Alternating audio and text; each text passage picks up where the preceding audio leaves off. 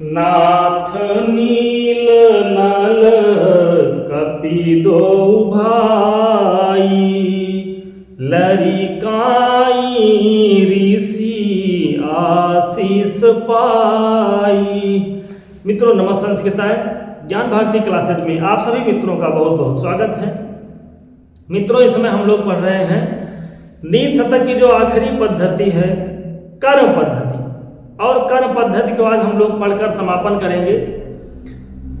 2 श्लोक और बचे हैं, तो शुरू करते हैं हम लोग अपनी क्लास को। और ये जो श्लोक है, इस श्लोक में वसंत तिल का छंद है।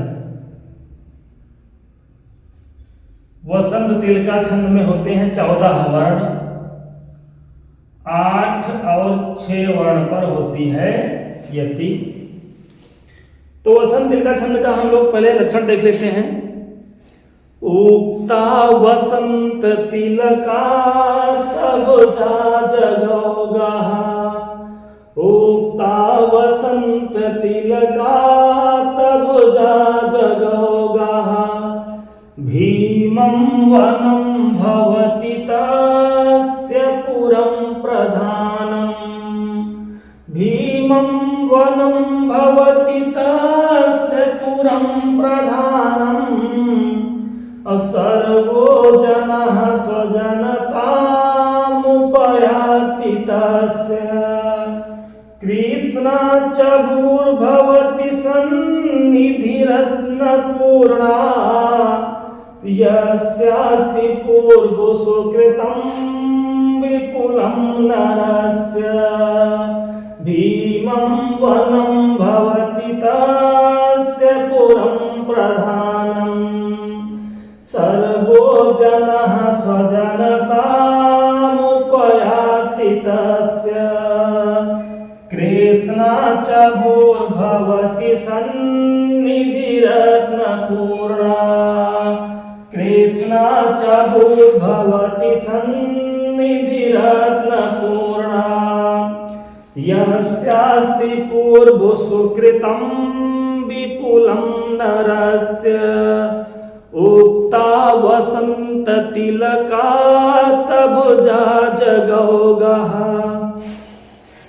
भर्तृहरि जी ने कहा कि यस्यास्ति पूर्व सुकृतं विपुलं नरस्य। कर्म पद्धति हम लोग पढ़ रहे हैं। तो यस्य नरस्य, जिस नर के पास, जिस मनुष्य के पास, जिस व्यक्ति के पास विपुलम पूर्व सुकृतम अस्ति, विपुलम मतलब बहुत ज्यादा, बहुत अधिक पहले से किया हुआ पुण्य है। तो जिस व्यक्ति के पास पहले से किया हुआ बहुत ज्यादा पुण्य है, बहुत ज्यादा जिसने कर्म कर लिया है अच्छा, तो यस्यास्ति पूर्व सुकृतं विपुलं नरस्य, जिस व्यक्ति के पास, जिस मनुष्य के पास बहुत ज्यादा, बहुत अधिक पहले से किया हुआ पुण्य है, तो भीमं वनं भवति तस्य पुरं प्रधानम्, तस्य उस व्यक्ति के लिए भीमं वनं भवति, भयंकर जंगल, भयंकर वन, भवति मतलब होता है या हो जाता है। क्या हो जाता है? पुरं प्रधानम, बड़ा सुंदर सा नगर हो जाता है। पुरम मतलब नगरम, और प्रधानम पुरम अस्ति, प्रधान नगर हो जाता है, बड़ा सुंदर सा नगर हो जाता है। किसके लिए? जिस व्यक्ति के पास पहले से किया हुआ पुण्य है, पहले से किया हुआ सुंदर कर्म है, उसके लिए जो भीमम वनम है ना, जो भयानक जंगल होता है, जो बहुत भयानक जंगल होता है, भीमम मतलब भयंकर, तो भयंकर जंगल तस्य मतलब उस व्यक्ति के लिए पूरम प्रधानम भवत, सुंदर सा नगर हो जाता है, सुंदर सा शहर बन जाता है। और सर्वो जनः स्वजनताम् उपयाति तस्य, जिस व्यक्ति के पास पहले से किया गया बहुत सारा अच्छा कर्म है, तस्य उस व्यक्ति के लिए सर्वो जनः सभी लोग स्वजनताम उपयाति उसके अपने सगे संबंधी बन जाते हैं। किसी ने अगर पूर्व में पहले अगर कुछ अच्छा काम किया है, पुण्यवान काम किया है, अच्छे कर्म किए हैं, तो जो सर्वो जनः होते हैं, जो सारे व्यक्ति हैं ना, उसके लिए तो स्वजनताम उपयात उसके अपने सगे संबंधी बन जाते हैं। और कृष्णा च भूर्भवति सन्निधि रत्न पूर्णा, कृष्णा और भू, कृष्णा भू मतलब संपूर्ण पृथ्वी, भवति हो जाती है, सन्निधि रत्न पूर्णा निधियों से रत्नों से परिपूर्ण हो जाती है, सारी पृथ्वी उसके लिए खजाना हो जाती है। जिसके पास पहले से किया गया बहुत पुण्य है, जिसके पास पहले से किए गए सुंदर कर्म हैं, अच्छे कर्म है ना, उस व्यक्ति के लिए जो कृष्णा भू है, संपूर्ण पृथ्वी है ना, वो निधियों से, वो रत्नों से परिपूर्ण हो जाती है। संपूर्ण पृथ्वी में उसके लिए रत्न ही रत्न हो जाते हैं। यस्यास्ति पूर्व सुकृतम विपुलम नरस्य, जिस व्यक्ति के पास पहले से किया गया पुण्य है, पहले से किए गए सुंदर कर्म है, उस व्यक्ति के लिए भीमम वनम पुरम प्रधानम भवति, भयानक जो जंगल होते हैं वो सुंदर सुंदर नगर बन जाते हैं। व्यक्ति के लिए पहले से किया पुण्य है, उसके लिए और कुछ क्या हो जाता है, जो सर्वो जना है, जो सभी लोग हैं, वो उसके अपने सगे संबंधी बन जाते हैं। और ये जो सारी पृथ्वी है, संपूर्ण पृथ्वी है, ये सन्निधि रत्न परिपूर्ण हो जाती है, सारी पृथ्वी में उसके लिए खजाना ही खजाना हो जाता है। तो भीमं वनं भवति, भीमं वनं भवति तस्य पुरं प्रधानम्, सर्वो जनः स्वजनतामुपयाति तस्य, कृष्णा च भूर्भवति सन्निधि रत्नपूर्णा, यस्यास्ति पूर्वो सुकृतं विपुलं नरस्य। यस्य षष्ठी का एक वचन और नरस भी षष्ठी का एक वचन, विपुलम माने बहुत ज्यादा, पूर्व सुकृतम मतलब पहले से किया गया सुंदर कर्म हो, कृष्णा मतलब संपूर्ण, भू मतलब पृथ्वी, भवत मतलब हो जाती है, लट लगा प्रथम पुरुष एक वचन, और भू धातु है, भवत भवता भवत इसका रूप चलता है, और सन्निधि पूर्ण, सन्निधि रत्न पूर्ण, रत्नों से खजानों से परिपूर्ण हो जाती है पृथ्वी। सर्वोजना मतलब सभी लोग, स्वजनताम उपयात मतलब अपने सगे संबंधी बन जाते हैं। तस्य माने उसके लिए, पूरम प्रधान मतलब सुंदर नगर, तस्य भी यहाँ षष्ठी का एक वचन है, और भीमम माने भयंकर, वनम माने जंगल, बहुत मतलब हो जाता है, भूधात लट लकार प्रथम पुरुष एक वचन। आगे हम लोग पढ़ते हैं, और इस श्लोक में जो छंद है वो है उपजाति। उपजाति छंद में होते हैं 11 वर्ण, और ये उपजाति जो छंद है वो इंद्र वज्रा और उपेंद्र वज्रा को मिलाकर बनता है। इंद्र वज्रा और उपेंद्र वज्रा को मिलाने के बाद जो छंद बनता है वो होता है उपजाति, और उसमें होते हैं 11 वर्ण। अंतर यही होता है इंद्र वज्रा और उपेंद्र वज्रा की चरणों में, पंक्तियों में, कि जो इंद्र वज्रा का पहला वर्ण होगा वो होगा गुरु, और उपेंद्र वज्रा का जो पहला वर्ण होगा वो होगा लघु।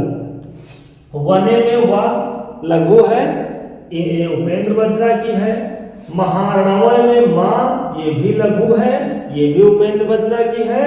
और सुपतम और प्रमत्तम ये हो गई लाइन उपेंद्र वज्रा, सॉरी इंद्र वज्रा की, क्योंकि जो पहला वर्ण है वो क्या है, वो इसका वर्ण है गुरु। सुक्तम में सा लघु है, लेकिन उसके बाद जो आधा अक्षर है, आधे अक्षर के पहले वाला वर्ण अगर लघु होता है तो गुरु हो जाता है। और यहाँ पर क्या है, यहाँ पर है संयुक्त व्यंजन, संयुक्त अक्षर के पहले वाला जो वर्ण होगा वो भी हो जाएगा गुरु। तो इंद्र वज्रा का लक्षण एक बार देख लेते हैं। स्यादिंद्र वज्रा यदि तौ जगौगः, और उपेंद्र वज्रा का उपेंद्र वज्रा प्रथमे लघौषा अनंतरोदीरित लक्ष्म भाजो पादौ यदीया उपजातियस्ता। ये उपजाति का लक्षण है। तो वने रणे सत्तु जलाग्नि मध्ये महार्णवे पर्वतमस्तके वा सूक्तं प्रमातं विषमस्थितं वा रक्षन्ति पुण्यानि पुराकृतानि, रक्षन्ति पुण्यानि पुराकृतानि।